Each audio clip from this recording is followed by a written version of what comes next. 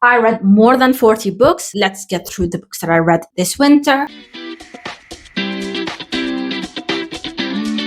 Hi, I am Sarah and welcome to CoreMoodz, and today I'll be talking to you about every book I read this winter. So the last time I did a wrap-up, I think the last book that I was reading at the time was Towards Eternity by Anton Her. I have to say that I really love this book. I give this book 4 stars, and it was such an interesting philosophical sci-fi book. It tackled a lot of topics about agency, artificial intelligence, and what does it mean to be human. I was very impressed by Anton Her, and I will probably read more from him. The next book I read was The Housemaid by Frida McFadden. This book was just a popcorn thriller if you need one, and I made a video about the book and the movie because I also watched the movie. So if you're interested about my thoughts, I would recommend you to watch that video. Next, I read The Possession of Natalie Glasgow by Hailey Piper. I read a book by Hailey Piper, I think A Game in Yellow. And I really, even though the story was a little bit kooky and a little bit out there, I really loved the writing. So I wanted to read more by her. This book was available on Everand, very short book. So I read it. And I thought it was really interesting. I don't really like possession stories, but I thought it was a very interesting take. After that, I read a couple of books that I tackled in my anticipated 2025 reads vlog. So I'm not going to go a lot into depth about these books. First of all, The Dream Hotel by Layla Lalami. I gave that book 4 stars. The Compound by Aisling Roll. I thought that was a very impressive debut, exactly my kind of tone. Psychopomp and Circumstances by Eden Royce. This story was such a beautiful and intricate story focused on grief. I also read Catabasis by Araf Kwong. And the last book I read in this vlog was You Weren't Meant to Be Human by Andrew Joseph White. I love Andrew Joseph White. I think from now on, I don't even have to read the synopsis to know if I'm going to read his book, yes or no, because I really love the way this author tackles the themes that he is interested in. This was my last 5 stars of 2025. My nonfiction for December was Eating Animals by Jonathan Safran Foer. And I really liked this book, even though a lot of the information in it was a little bit outdated and it was a lot of information I already knew. But I do think that it's a good starting place just to know what kind of stuff you have to look into, what kind of topics you want to research. Next, I read Vagabonds by Hao Jingfang. It's a very interesting story because it's in a world where we have colonized Mars, and Mars is now its own thing because they didn't want to be a part of the Earth's political sphere anymore. In a world where Mars, even though they don't have resources, they have knowledge and they have a lot of theory about advanced scientific concepts. Earth has the resources. So the two entities try to communicate and try to see, if we give you some of our knowledge, can you give us some of your resources? And how can we as Mars trust if we make a treaty? You won't just run away with the knowledge. There's a lot of tension. So in that futuristic sci-fi world, young adults from Earth and from Mars are sent to the other planet to understand the planet, to understand the people, to get information. In practice, that's not how it works, because the young people go to the other planet, see how the people live, see how much in contrast that is to how they live. After that, I read Audition by Keiji Kitamura, and I talked about this book in my video about novellas. I recommend. I really love this book. I thought it was very interesting, very creative, a little bit of an experimental writing style. After that, I read Johan by Lola Akinmade Ackerstrom. I went into this book, thought the synopsis was interesting, and read it, not realizing that this was just a short novella to give us more information about the character that is in another book, without reading the original book, the original story. I think that's why I didn't understand what this book was about and why we were following this character and why not much was happening. After that, I read Bonsai by Alejandro Zambra, and I love this book. This book was so interesting. It has a very simple story about a man who has a lover, and then the lover disappears under mysterious circumstances. The story at the start is very simple. I thought it was going to go a little bit more into thriller territory, but that's not what the point of the story is. This story is just about art and connection and just the way that this author tackles these themes of these young lovers and how they are not together anymore and what kind of loss this is to the main character. I really loved it and I was completely absorbed. I didn't even know that Alejandro Zambra is like a huge Chilean author. So I think I'm going to go and try to see if there are other books from him that have been translated, because I really enjoyed the writing style and just the way he was telling us the story. The first book I read in 2026 and my first 2026 5-star book is Beloved, or some people say Beloved. So I don't know which of the two is the correct way of pronouncing it. I just love this book. And I think Toni Morrison is an author that I just know if I pick a book by her, I know this book is going to be 5 stars. The way she describes the characters, you feel the heaviness, the pain, the trauma. And we follow Sethi through the years, through the decades, through pain and torture and unhumane conditions and choices that a mother should never have to make. This story has a little bit of a speculative element. There's a character, a mysterious character called Beloved that is introduced in the second part. I think everyone should read this book, but you have to be in the right mindset and just give it some time. I read Beloved as one of a couple of books that I read in my Modern Classics video that I did in January. So if you're interested, you can watch my reading vlog. I'm going to leave the link in the description. The second book I read in that reading vlog is The Left Hand of Darkness by Ursula Le Guin. And I really thought this book was very interesting. The topics it tackled, the way it tackled those topics. Some parts were grim, some parts were philosophical. The critique on how humans center their own experience, how humans don't always learn from their mistakes. I just really loved this book. The next book I finished was The Wandering Inn by Parrot Abba, and this book was really interesting because it's a lit RPG, and I've never read a lit RPG, so I didn't know what to expect. But the setup of a woman ending up in a medieval fantasy world and just having to finish tasks to level up, I thought that was interesting. I loved the first arc, but then I feel like it got really slow, but it does pick up. And it does get more complicated, more characters are introduced, there's a little bit of tension. There are stakes, more stakes than I expected to be in a cozy fantasy book. So I'm not sure if this book is even classified under cozy because it does get a little more intense than I expected it. I don't see myself reading 17 books in this world, so I think I'm okay with just reading this first one. And I do think that it was a pleasant reading experience. There are 3 more books that I read in that reading vlog I did in January about reading modern classics, and those books are Things Fall Apart by Chinua Achebe. I love this book. This book was such an interesting exploration on patriarchy and colonialism. The writing was really good, and I really loved the flow of the story, loved the topics that were tackled. I think it was one of my favorite books that I read in that reading vlog. I also read The Einstein Intersection by Samuel R. Delany in that vlog. Samuel R. Delany will always impress me in how out there he's like that author that you can ask, hey, think outside of the box, and he will think outside of the room. I thought it was very creative, very interesting. Some elements didn't connect with me.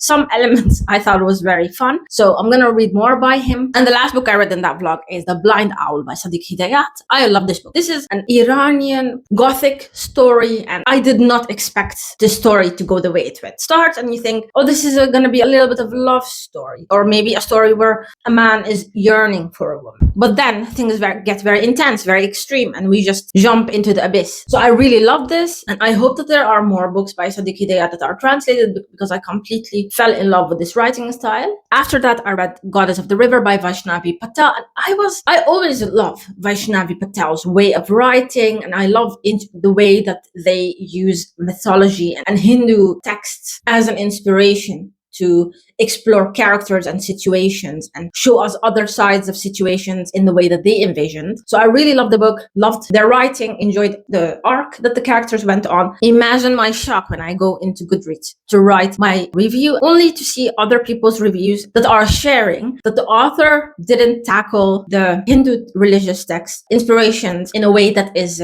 fitting and in a way that is respectful. So I'm a little bit disappointed by this author, because Kaikei is one of my favorite books, and apparently there were also critiques about that book. So I'm a little bit disappointed, and I have to sit with that, and I have to revisit, because and links that I couldn't make. For example, in Goddess of the River, I thought this is a story about this Goddess of the River. She has a conflict with a human and a fellow god, and then we follow how the story goes, because she has to live as a human, as a mortal for a while, and has to endure a lot of pain. On Goodreads, the person that has criticized the way this book has been tackled mentions that this goddess is meant to be gender fluid. I don't even know where to begin with thinking about how this decision was made, why this decision was made. So I feel like the outrage is 100% valid, because I would also be shocked at an author changing this element of this mythological and religious figure to fit this story. So I'm disappointed by this author, so I don't know what to do next, because there are a couple of their books that I wanted to read and tackle next. So I'm pausing that for a while I gather my thoughts. After that, I read Orbital by Samantha Harvey, and that book was kind of I really liked the idea of following characters that are in a ship orbiting Earth and how what they were thinking, existentialistic questions that they were asking themselves and each other, and the thoughts that they were thinking while they were looking at Earth, the kind of associations and figments of their lives that they were recalling while they were looking at Earth every day, every moment that they are orbiting the Earth. I love the critique on nature and how humans treat the Earth and the link between humans and the Earth. But beyond that, I don't think I can remember one character's name. I just feel like the characters were very superficial and they were just there so the author could just tell us what she thought about these concepts. So I don't know what to think about that. So I just gave this book 3 stars. It's well written, but I don't think I got out of it what I wanted. My non-fiction for January was A Little Devil in America, Notes in Praise of Black Excellence by Hanif Abdul Raqab, and I give this book 4 stars. I really love the essays. They tackled different subject matters, and they were about Black people in entertainment and also in public spaces, kind of situations they deal with, what kind of interactions, how they are viewed, how they deal with it. And I thought it was very interesting and creative. Each essay was completely different, and I would recommend everyone to try to read it if they have the time. After that, I read A Night of the Seven Kingdoms by George R.R. Martin, and I really loved this book. This book was so light, so funny, and it had intense moments, but it was so engaging. And I did a book versus TV show video. I'll put the link in the description where I discussed everything that I thought about this book. So if you're interested, please watch. After that, I read Hunchback by Sao Ishikawa, and I really love this book. This book is about a woman that is disabled, that has fantasies and needs, and the way she communicates through the internet and also with other people and the kind of situations she gets herself into. I like the writing. I thought it was very raw, and I thought my impression of this book was that it was going to be really sad, but it wasn't. It had a little bit of a black humor vibe and also very intense and authentically human moments, very insightful. And I thought it was a good book to read because there aren't enough books written about people with disabilities just living their lives. Also, the elements where this character is sexualizing herself, how she thinks of this subject matter. I thought that was very interesting. So I mentioned that a lot of people were talking about I, Medusa, and I was having a little bit of a FOMO moment. So even though I didn't really have the time, I made time and I read I, Medusa by Ayana Gray, and I really loved it. I thought it was a little bit younger, even though it tackled adult subject matters. Anyone familiar of the story of Medusa knows about the darker parts that are in this story. I thought the writing was amazing. I will always like a mythology story, so I didn't need to be convinced to pick it up. After that, I reread Gunmetal Gods by Zamil Akhtar. Gunmetal Gods is one of the series that I wanted to finish before the end of 2026. And when I wanted to pick up the second book, I realized that I don't really remember much from the first book, just that I liked it. So I reread Gunmetal Gods. I loved it more than I did the first time. I gave it 5 stars and I wanted to immediately continue with book 2. I don't know if I've already explained what Gunmetal Gods was about. Gunmetal Gods is a story focused on a Shah, a Persian Shah that has control over the city Constantinople, modern-day Istanbul, in the time of the Crusades, having to fight against Western invaders sent by the equivalent of the story's Holy Roman Emperor. There's this warrior that this entity sent. It's really a fantasy. It has a little bit of a horror in it, woven into it. There are horrors of war, cosmic horror. There's a little bit of a military strategy elements, a little bit of court intrigue. Yeah, I really love this story, and I just started with the second book. I think I will be able to finish this series before the end of the year, even though one more book was announced. So I hope I finish it. In February, I tackled contemporary romance books written by Black authors in a reading vlog. I will link in the description. The books I read were Honey and Spice by Bolu Babalola, Only for the Weak by Natasha Bishop, and You Made a Fool of Death with Your Beauty by Akweke Emezi. I loved all 3 books. If you want to know the details about how everything went, please watch the video. After that, I tackled The Library of Hellborn by Cassandra Khaw, and I was very disappointed by that book. It was confusing. I like a little bit of gore, but this was very gory and confusing, and the characters were not, I didn't connect with them, and they were a little bit a mesh of each other. So I don't know what I think of why that was happening. In the beginning, I thought it was a little bit, maybe it was intentional because it's a story where they're in this academy 4 children that are evil, pretty much, that have powers, and the school, the teachers, the faculty, everyone is set on killing these children. So I felt like the characters were a little bit disposable to the author, and because they were disposable, I just feel like the author didn't want to tell us more about them because they were going to be gone anyway. My next 5 stars was The Butcher of the Forest by Primi Mohammed. Primi Mohammed is an author that I completely fell in love with their writing at the end of last year, and their writing is it has like this dark fairy tale element.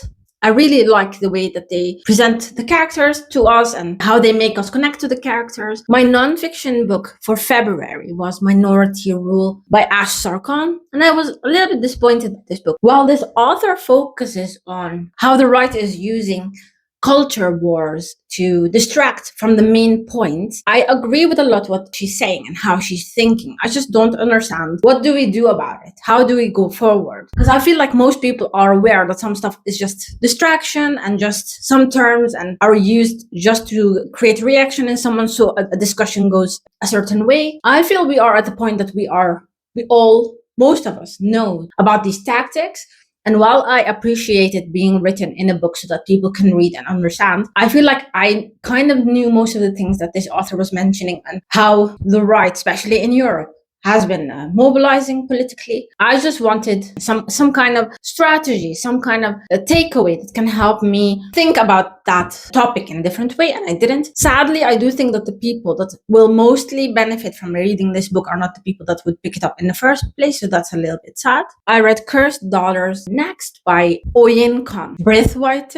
I think that's how it's pronounced. I hope I'm not jumbling this name up. And I really loved it. I loved the generational way that this story has been told, because it's a story about this child that is born into a family, and the moment that she is born, a family member passes away under questionable circumstances, and the family latches on to the idea that this child is the reincarnation of this family member that has passed away. This family thinks that there's a curse put on the women, that they can't have a husband, they can't have a man love them and stay with them and be by their side for a long time. The way this story is told, the way the secrets are unraveled, the weight of generational trauma and pain and how every generation affected the next, the weight of expectations, the weight of loss, pain. I both loved and hated this story. This is a very impressive book. I read the past book by this author, My Sister the Serial Killer, and even though I really enjoyed that book, I don't feel like it was such a deep and intricate story as this one was. So I'm really looking forward to the next book this author writes. The next book I read was Model Home by River Solomon. This book tackles very triggering subject matter, so I really would ask anyone that wants to pick it up to check out the trigger warnings list before. But basically, it's about 3 siblings.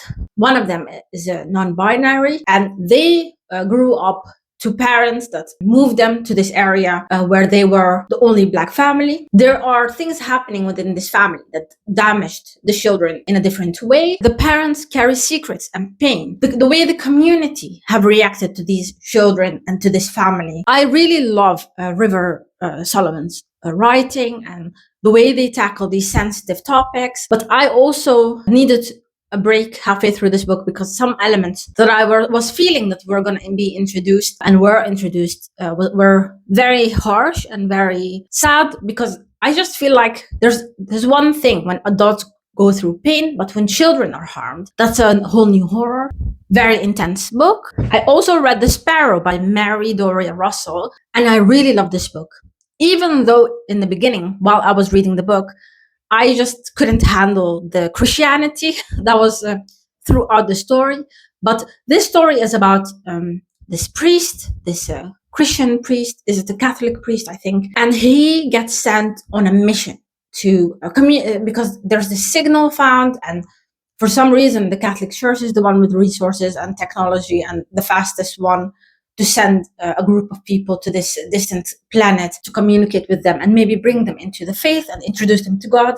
So these people get sent, including this priest that he has a talent for languages. And the story starts when the priest is the only person that came back, the only person that survived this mission, and His body has been mutilated and changed. He's not talking.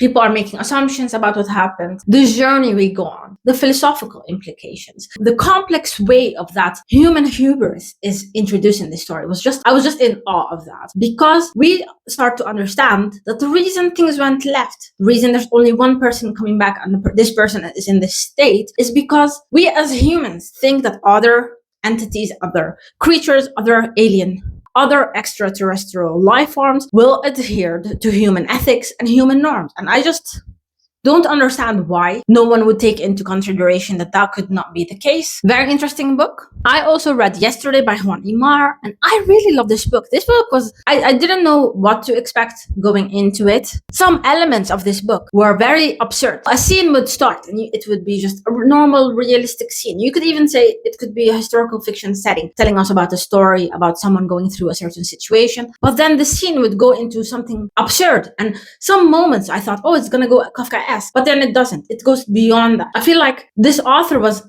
in a way, exaggerating some elements, and in another way, showing us the underbelly of certain ways that humans think. So I just thought it was very interesting, and I really enjoyed the way this author was telling the story, because I didn't know where it was going to go next. And what are the rules of this world? I had no idea. One of the last books that I'm going to talk about is Knock Knock, Open Wide by Neil Sharpson. And I really love this book. This book focuses on Irish folklore, the elements that it takes from Irish folklore and the way it presents those elements to us, I thought was very innovative and was very interesting, because even though I kind of knew the basics of the folklore that is referenced in this story, I had no idea about the expanse, the way that this author was using this inspiration point. I thought the writing was very creative, the world. I loved that it was about there's a sapphic couple at the core. So I just really enjoyed this story. The last book I finished this winter is All That We See or Seem by Ken Liu. I really enjoyed this book. This is a book that I did not expect Ken Liu to ever write, because it has a little bit of a younger pace. It's a sci-fi. It talks about a lot of concepts and a lot of